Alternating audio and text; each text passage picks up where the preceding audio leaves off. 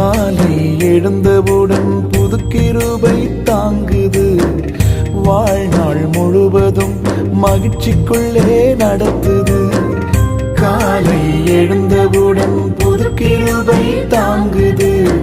வாழ்நாள் முழுவதும் மகிழ்ச்சிக்குள்ளே நடத்துது. நிர்மூலமாகாமலே